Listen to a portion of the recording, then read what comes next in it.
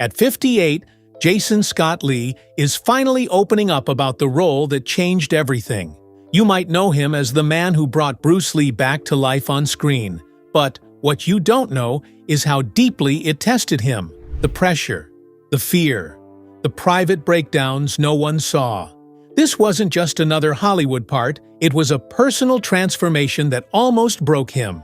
Join us as we trace the untold story behind Dragon, the Bruce Lee story.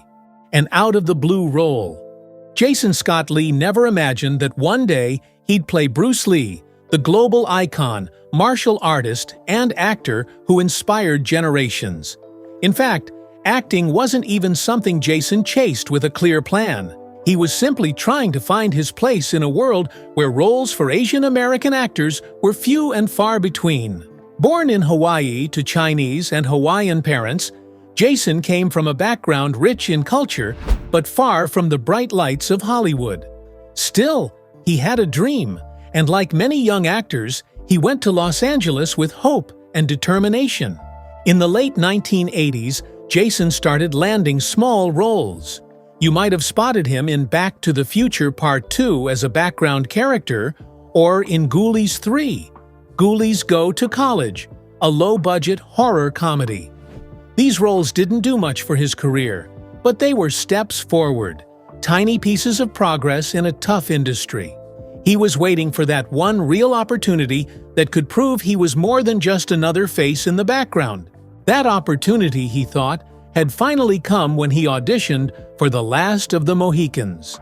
It was a major Hollywood film with a big director and serious attention. Jason felt ready for it. He believed this could be the role that would change everything. But after the audition, the feedback hit hard. A consultant on the film, an advisor on Native American representation, said Jason didn't look quite Mohegan enough.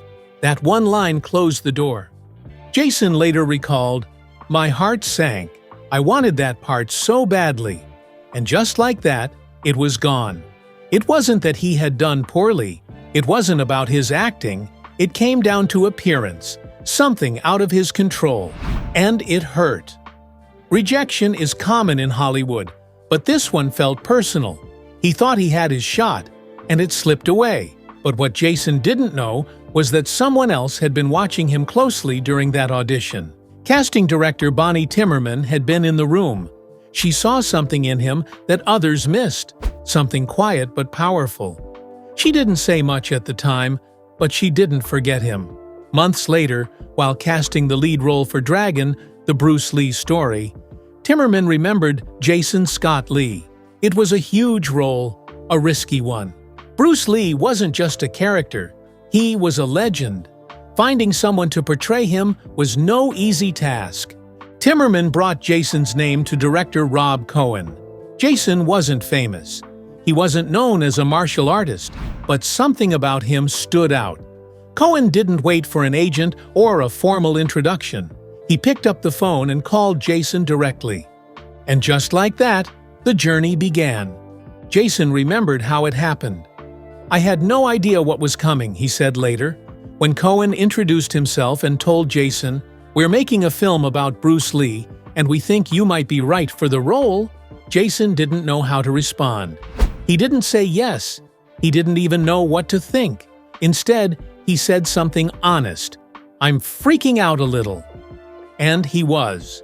The idea of playing Bruce Lee, someone he had admired since childhood, was overwhelming. He didn't feel ready.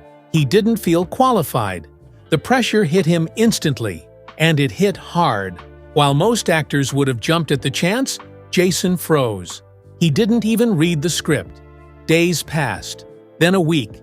He kept putting it off, unsure of what to do. Finally, Rob Cohen called again. He could sense Jason's hesitation and decided to ask directly, "What are you afraid of?"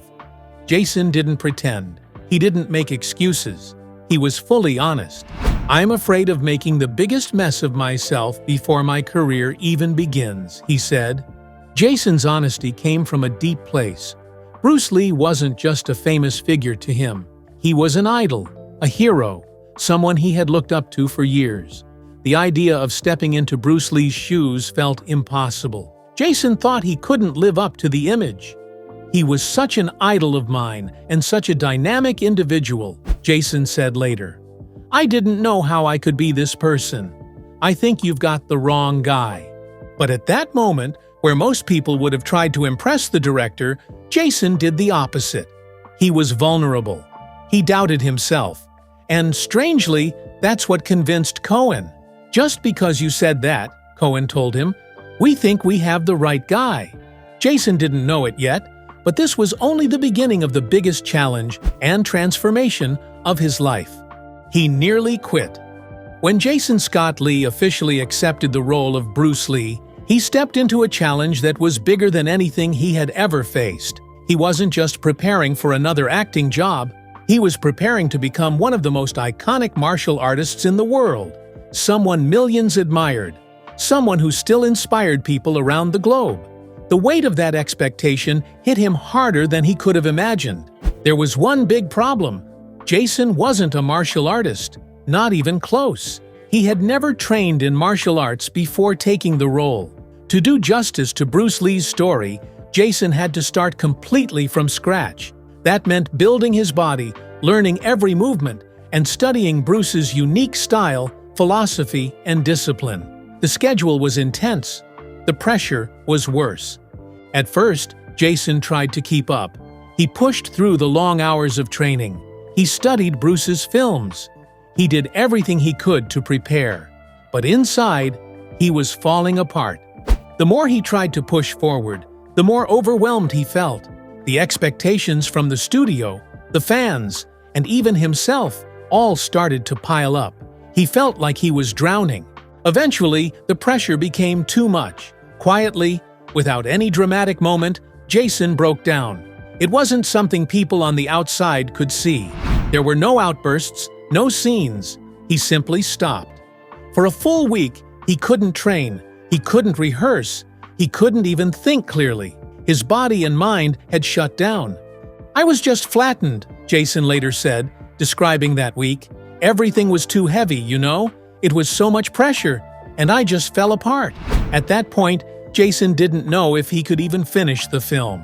He was scared, not just of failing, but of being laughed at. What if people hated the movie? What if they hated him? What if he became the actor who ruined Bruce Lee's story? The doubts started creeping in deeper. He began questioning everything. Was he good enough? Was he strong enough? What if he simply wasn't the right person for this role? These weren't just professional doubts. This was something deeper. Jason wasn't just worried about acting, he was having a personal, even spiritual crisis. Bruce Lee had always been larger than life to him. Now he had to become that person, and it was terrifying. Bruce Lee's secrets revealed. When Jason Scott Lee was cast to play Bruce Lee in Dragon, the Bruce Lee story, he knew he couldn't fake it. He had to become Bruce, not just physically, but mentally and emotionally. That kind of transformation required something deeper than an acting coach or a fight choreographer. It required someone who had actually known Bruce. That person was Jerry Potit. Jerry Potit wasn't just any martial artist. He was one of Bruce Lee's personal students. He had trained directly under Bruce and absorbed not just the movements, but the philosophy behind them. When Jason met Jerry, he wasn't meeting a trainer. He was stepping into Bruce Lee's inner circle. From the very beginning, Jerry saw that Jason needed more than physical training. He was still overwhelmed, full of fear and self-doubt. Jerry didn't rush him. Instead, he slowly introduced Jason to Jeet Kune Do, Bruce Lee's personal fighting style. But the lessons weren't only about how to move, they were about how to think, how to feel, how to live. Jason quickly realized that Jerry wasn't just teaching him how to kick and punch. He was teaching him how Bruce became Bruce. "Everyone sees the power," Jerry told him one day, "but they don't know the cost." He explained how Bruce often trained so hard that he would push himself into exhaustion, sometimes to the point of being bedridden. It wasn't about looking cool on screen, it was about full commitment. Bruce lived his art. He paid for it with his body and his mind. That hit Jason hard. He started to understand that Bruce wasn't just a legend, he was a human being who pushed through pain, failure, and frustration. And slowly, something began to shift in Jason. He started training not just to perform, but to understand. He stopped thinking about impressing anyone. He focused on being honest with his body, his emotions, and his purpose. Then came a moment that changed everything. During one training session, something clicked. Jason moved in a certain way, fast, focused, and fully present. He felt a kind of energy that he hadn't felt before. Meeting Linda Lee Cadwell. Jason Scott Lee didn't expect to meet Linda Lee Cadwell the way he did. He wasn't looking for her, and there was no formal introduction. It happened one quiet afternoon while he was at the studio. Jason was trying to find his way around the building when he spotted a woman in an office and asked her for directions. She looked up, smiled kindly, and gave him simple instructions. Then she went back to what she was doing, unpacking old boxes. At first, Jason didn't think much of it, but then, as he glanced around the room, he realized what she was handling: Bruce Lee's personal belongings. These were the real items: his clothing, shoes, notes, and equipment. Suddenly, it hit Jason. The woman he'd just spoken to was Linda Lee Cadwell, Bruce Lee's widow. Jason stood still. The air felt heavier. He had grown up in Hawaii, where spiritual energy, called mana, was deeply respected. He had always believed that objects, especially ones connected to people who had passed away, could carry powerful energy. And in that moment, surrounded by Bruce's possessions, he could feel it. Linda didn't say much. She didn't try to impress him or talk about Bruce's legacy. She simply continued sorting through the items with quiet care. Jason watched, humbled. He was being offered something rare. A glimpse into the private side of Bruce Lee's life, not through speeches or praise, but through the presence of the person who had known him best. Jason was offered the chance to wear Bruce's real clothes for the film, but he couldn't do it, not yet. He was respectful, even afraid. He refused to touch the items, not out of fear of damage, but out of deep respect. To him, these weren't props. They were pieces of a man's soul, kept alive through memory and spirit. Linda didn't push him. She didn't need to explain anything. Her calm presence spoke louder than any words could. She was there, not as a guardian of Bruce's legacy, but as someone who understood what Jason was going through. She knew the pressure. She knew the pain. And by quietly sharing that space with him, she was offering her blessing. From that point on, Jason felt like he wasn't carrying Bruce's story alone. He had someone beside him, gently guiding him without saying a word. Bruce's son intervenes. Before filming began on Dragon, the Bruce Lee story, Jason Scott Lee had an unexpected meeting with someone whose opinion mattered more than anyone else's: Brandon Lee, Bruce Lee's only son. It happened at Mr. Chow's, a famous Chinese restaurant in Los Angeles. The meeting wasn't planned as a formal sit-down. It was more of a casual introduction, arranged by mutual contacts. Jason didn't know what to expect. After all, Brandon had his own rising career, and there were rumors he'd once been considered for the same role Jason was now playing, his father. When Brandon arrived, Jason noticed his energy right away. Brandon was theatrical and playful, with a confident way of speaking. He had a presence that filled the room, and it was clear he was curious about Jason. But underneath all that charm, Jason could sense something else, a protective seriousness. This wasn't just a social visit. Brandon was watching him carefully, not in a hostile way, but with a quiet intensity. Jason realized quickly that Brandon was sizing him up. He wasn't being aggressive or competitive, just cautious. He wanted to know who this man was, the one stepping into the shoes of his legendary father. The conversation stayed light at first. They talked about film, martial arts, and the pressure of playing a major role. Brandon cracked jokes, and Jason laughed, but even in those moments, there was a deeper layer. Brandon was measuring Jason's heart, his sincerity, and his mindset. Then, near the end of their meeting, Brandon offered something unexpected: advice. He looked Jason in the eye and said, "Don't try to be Bruce Lee. Just be true to yourself." It was a simple sentence, but it hit Jason hard. Until that moment, he had been carrying the weight of trying to become Bruce, to meet everyone's expectations, to somehow match the legend. But now, the one person who had the most right to speak on Bruce's legacy was giving him permission to let go of that pressure. Brandon's words weren't about stepping back. They were about stepping into something more honest.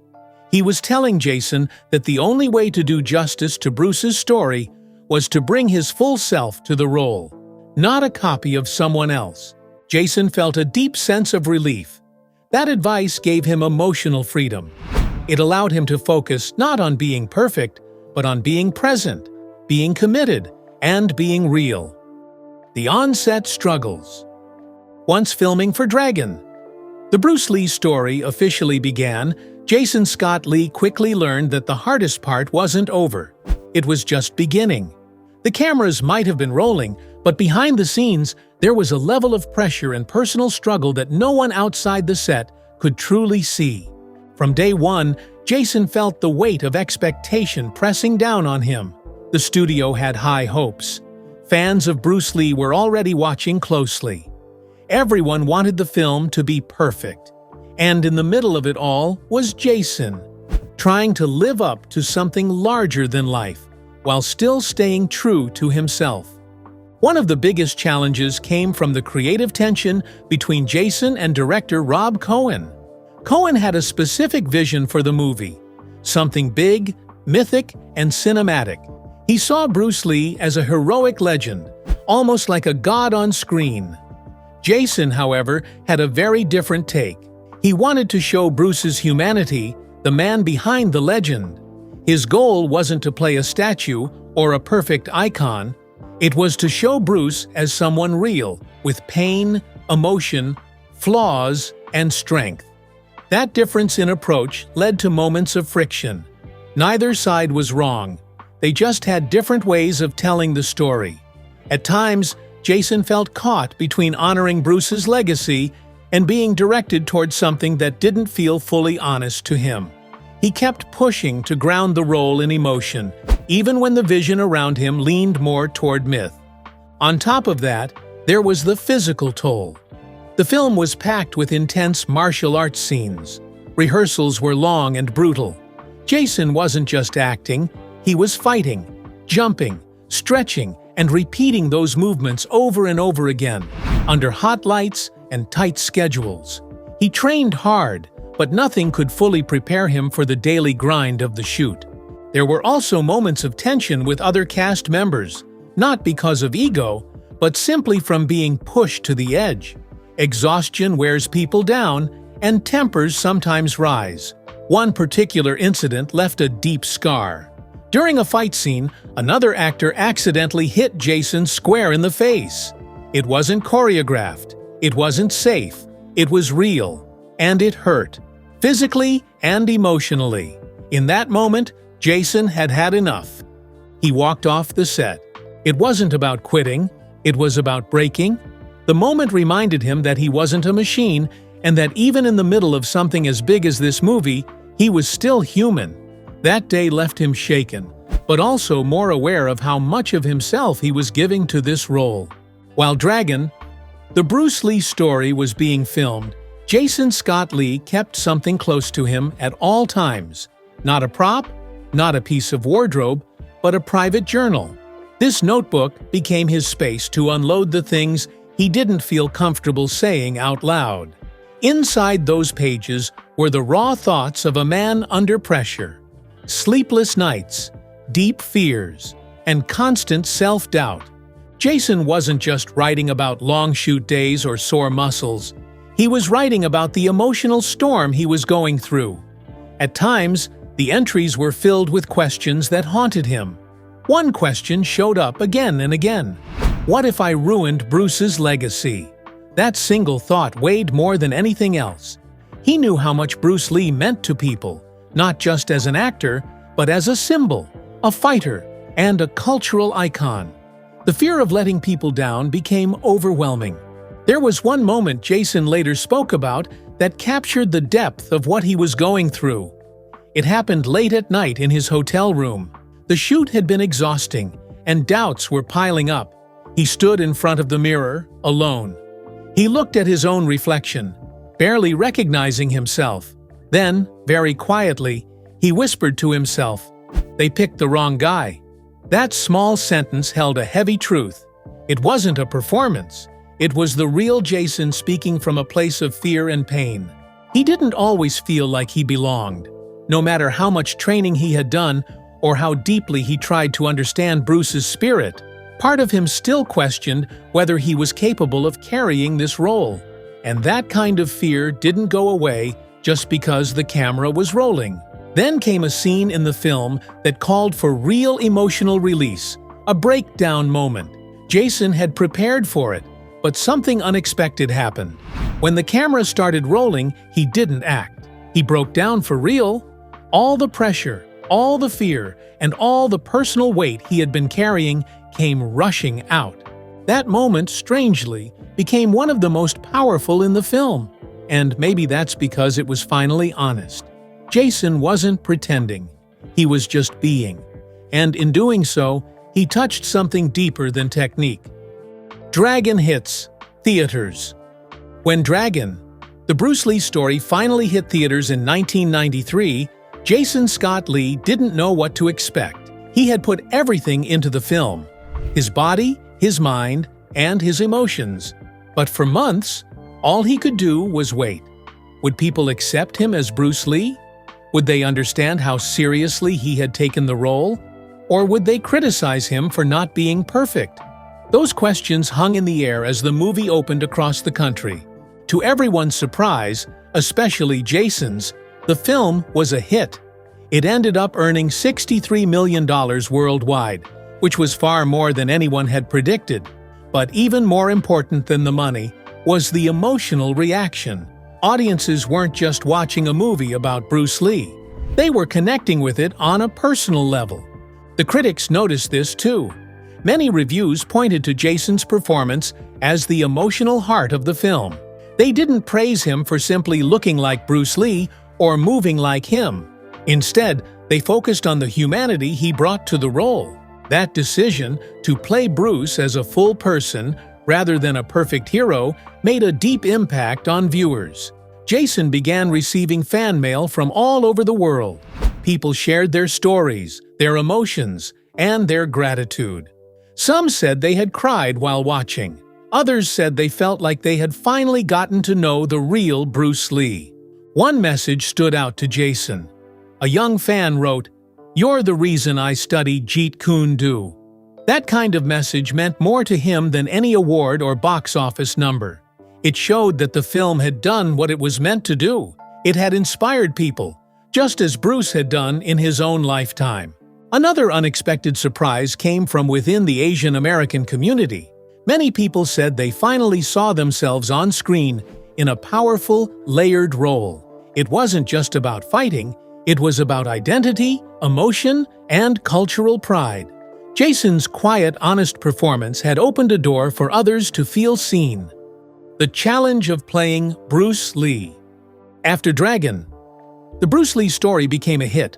Hollywood opened its doors wide to Jason Scott Lee. Studios and agents saw a rising star, someone who could carry action films, lead big franchises, and become the next global icon. Offers started pouring in. Roles in blockbusters, martial arts epics, and even superhero-style movies. For many actors, it would have been a dream come true. But for Jason, something didn't feel right. Instead of jumping into every opportunity, he stepped back and started looking closely at the roles he was being offered. Most of them followed the same formula: fast-paced action, simple characters, and very little emotional depth. He had just finished playing Bruce Lee, a role that demanded everything from him, not just physically, but spiritually and emotionally. These new offers felt shallow in comparison. Hollywood didn't understand his hesitation. To them, this was how careers were built. One hit film, then on to the next. But Jason didn't want to rush into something that didn't feel real. He had learned through Dragon that performance for him wasn't about fame or recognition, it was about truth. He wanted roles that carried meaning, stories that went deeper than fights and stunts. Unfortunately, that didn't fit the industry's idea of what an Asian male lead should be at the time. Executives said he was too grounded for comedy and too emotional for fantasy. He didn't match the image they had in their heads. He was thoughtful, quiet, and deeply committed to integrity. He wasn't loud or flashy. He didn't chase the spotlight. And because of that, they didn't know what to do with him. So, Jason made a choice that surprised everyone. He walked away, he turned down the roles, stepped out of the fast lane, and returned to Hawaii. It wasn't a decision made out of bitterness or frustration. It came from clarity. He knew that continuing down the path Hollywood wanted for him would have meant sacrificing something important. As he later explained, "It would have cost me myself." Back in Hawaii, he found peace again. He focused on his own life, connected with nature, and recentered his values. He continued to act in smaller roles that aligned with who he was, but he didn't chase the fame. For Jason, success wasn't about staying in the spotlight, it was about staying true to who he was inside. He knew that turning down the industry's biggest offers would limit his career in some ways, but he also knew that saying yes to everything would have taken away his voice, his perspective, and his honesty.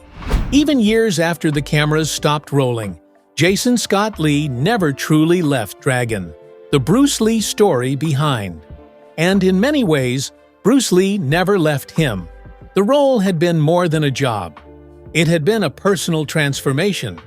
Jason once said, "You don't just walk away from playing Bruce Lee," and he meant it. Long after the film's release, interviews and fanfare faded, the emotional impact stayed with him. In recent years, Jason shared more openly about what the experience really meant to him. He revealed that playing Bruce Lee was not only the biggest challenge of his acting career, but also the biggest emotional test of his life. It forced him to face parts of himself he had tried to hide. In one interview, Jason explained that during the filming, and even more so afterward, he realized he was grieving. Not just the pressure of playing Bruce, not just the physical pain or emotional toll, but something deeper. He said he was grieving the boy inside himself, the one who felt never enough.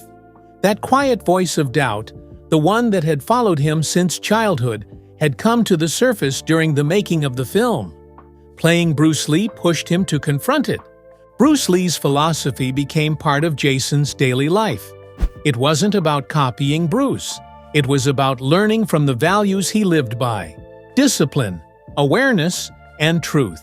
Over time, those lessons shaped how Jason approached not only his career, but also his relationships, his choices, and even his sense of purpose. Jason Scott Lee didn't become Bruce Lee. He became more of himself. If you enjoyed this video, don't forget to like, subscribe, and hit the notification bell so you never miss more behind-the-scenes journeys like this.